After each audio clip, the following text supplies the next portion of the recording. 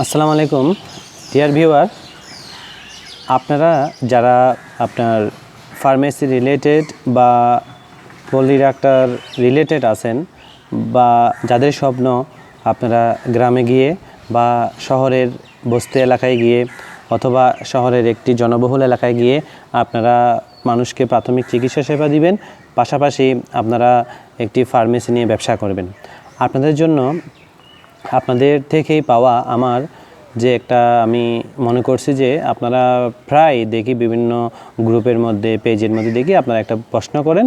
প্রশ্নটা হচ্ছে যে আমি এই কোর্স করছি সেটার ভ্যালু কেমন, এবং আরেকটা বিষয় হচ্ছে যে আমি ভাই এই কাজটা করতে চাবো, আমার কোন কোর্সগুলো আমার জন্য অ্যাপ্রোপ্রিয়েট হবে। চলুন আজকে আমরা সে বিষয়ে জেনে নিই।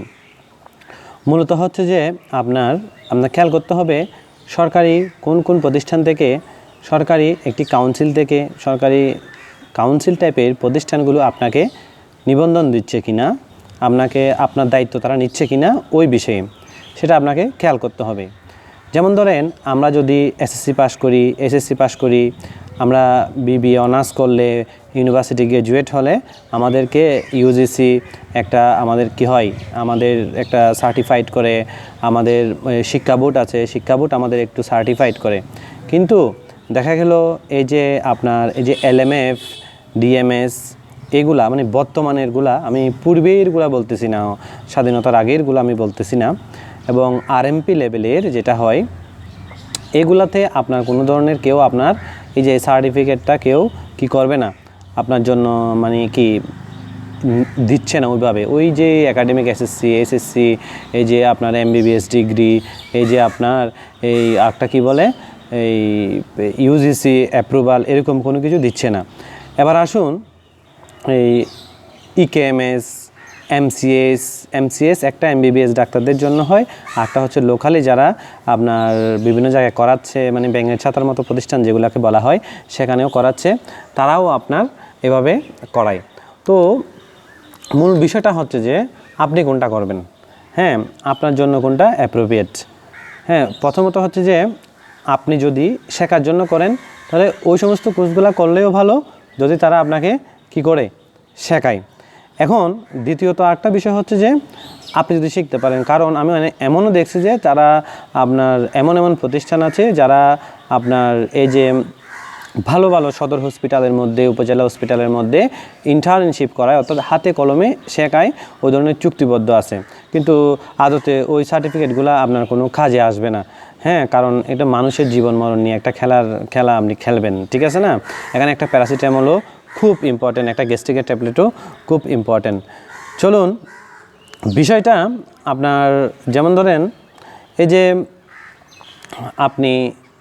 আমরা মূল বিষয়ে চলে যাচ্ছি। মূল বিষয়টা হচ্ছে যে যেমন আপনি নার্সিংয়ের অনেকগুলো কোর্স আছে যেগুলো করলে আপনার Bangladesh nursing and midwifery council থেকে আপনাকে একটি লাইসেন্স প্রদান করবে, লাইসেন্সিং সনদ দিবে, এবং আপনি পাশকৃত সনদগুলো আপনি একাডেমিকভাবে সব জায়গা থেকে পাবেন। সেভাবে এমবিবিএস এবং বিডিএস ওনারাও পাচ্ছেন, যারা আপনার ল্যাব টেকনিশিয়ান আছেন তারাও ওইভাবে পাচ্ছেন, বিষয়গুলো পাচ্ছেন বিভিন্ন টেকনিক্যাল বোর্ড থেকে, তারা সেটা মানে ওইভাবে রেজিস্ট্রেশনটা নিচ্ছেন। এখন আপনার যদি সর্বনিম্ন যারা আপনার এই কোর্সটা করতে চাচ্ছেন তাদের জন্য আপনার ভ্যালুয়েবল একটা কোর্স আছে। সেই কোর্সটি হচ্ছে যে আপনার কমিউনিটি প্যারামেডিক কোর্সটা হচ্ছে যে আপনার সেটা Bangladesh nursing and midwifery council থেকে নিয়ন্ত্রিত একটি কোর্স। এটি আপনার ওনাদের নিয়ন্ত্রিত আপনার প্রায় 30-40টার মতো প্রতিষ্ঠান আছে, চট্টগ্রামের মধ্যে একটা আছে, প্লাস আপনার উখিয়া কুতুপালং অঞ্চলে ওইখানেও একটা আছে। এই প্রতিষ্ঠানগুলো ওনাদের এটা ওয়েবসাইটের মধ্যে প্রতিষ্ঠান কোনটা ওনাদের আওতাভুক্ত প্রতিষ্ঠান সেটা আপনি দেখবেন। ওইখান থেকে ওই প্রতিষ্ঠানে ভর্তি হয়ে আপনি কমিউনিটি প্যারামেডিক 2 বছরের একটা কোর্স আছে, সেটা আপনি করে সদর বা উপজেলা হসপিটাল থেকে আপনি ইন্টার্নশিপ করবেন। ইন্টার্নশিপ করে আপনি টোটালি একটা লাইসেন্সিং আওতায় চলে আসবেন নার্সিং কাউন্সিলের মাধ্যমে। তখন আপনি 66টা ড্রাগ দিয়ে আপনার পল্লী অঞ্চলে অথবা রিমোট রুরাল এরিয়ার মধ্যে আপনি কি করতে পারবেন, প্র্যাকটিস করতে পারবেন।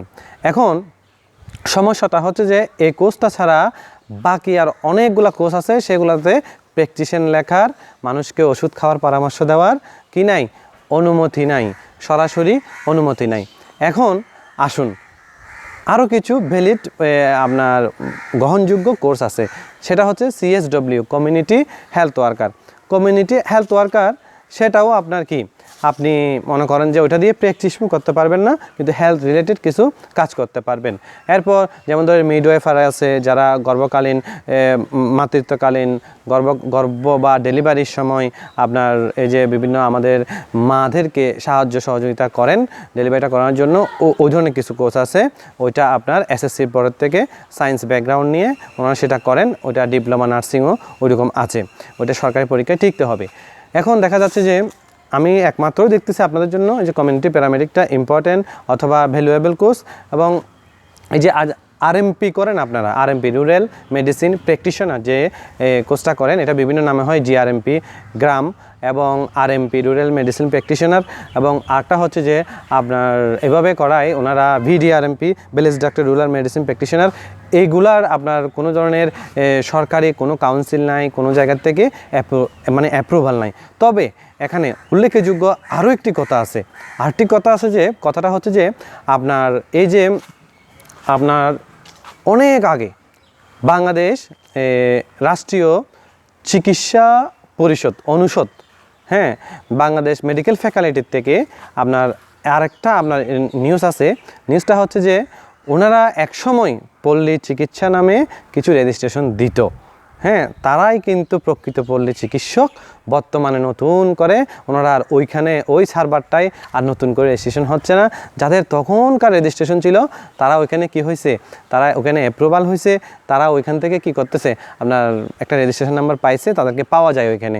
পল্লী চিকিৎসা ছিল ওইটা অনেক আগে, এখন কিন্তু নতুন করে পল্লী চিকিৎসকের কোনো সুযোগ নেই। এখন যারা নতুন করে LMF DMF অমুক সমুক লিখতেছে, এটা জাস্ট এরা বিভিন্ন ওই যে কারিগরি বোর্ডের আন্ডারে কেউ একটা কোর্সের জন্য নিছে, সার্টিফিকেট নিছে, অনুমোদন নিছে, সেটা অন্যগুলা কোর্স করতেছে। এখন বিষয়টা হচ্ছে যে এখানে আরেকটা দেখতে হবে, আপনার প্রতিষ্ঠান অনুমোদিত সেটা আপনাকে দেখাচ্ছে, কিন্তু দেখেন আপনার প্রতিষ্ঠান অনুমতি পাইছে যে ডিপ্লোমা নার্সিং করানোর জন্য, আপনার প্রতিষ্ঠান তো অনুমতি পায় নাই কি করানোর জন্য, আপনার প্রতিষ্ঠান প্যারামেডিক করানোর জন্য অনুমতি পায় নাই। প্যারামেডিকেও আপনার ঝামেলা আছে, আপনার প্রতিষ্ঠান প্যারামেডিকেলও ঝামেলা আছে। প্যারামেডিকেলের ঝামেলাটা হচ্ছে যে সার্টিফিকেট প্যারামেডিক করায় 6 মাসের জন্য, আপনার এই যে সার্টিফিকেট প্যারামেডিকের পাশাপাশি একটা 1 বছরের অমুক প্যারামেডিক সমুক প্যারামেডিক ইত্যাদি করায়। কিন্তু নার্সিং কাউন্সিলের আপনার আওতাভুক্ত যে প্যারামেডিক সেটা হচ্ছে অরিজিনাল, সেটা দিয়ে আপনি সাংবিধানিকভাবে প্র্যাকটিশনে একটা কাগজের মধ্যে ওষুধ লিখে মানুষকে 66টা ড্রাগ দিয়ে ওষুধ দিয়ে আপনি সেবাদান করতে পারবেন। হ্যাঁ, এখন বিষয়টা হচ্ছে যে আপনার যেমন ধরেন আরেকটা বিষয় আছে DMF ডিপ্লোমা মেডিকেল ফ্যাকাল্টি, ওইটা হচ্ছে আপনার মেডিকেল অ্যাসিস্ট্যান্ট ট্রেনিং স্কুল। ম্যাটসের থেকে সরকারের কিছু নির্দিষ্ট মেডিকেল অ্যাসিস্ট্যান্ট ট্রেনিং স্কুল আছে।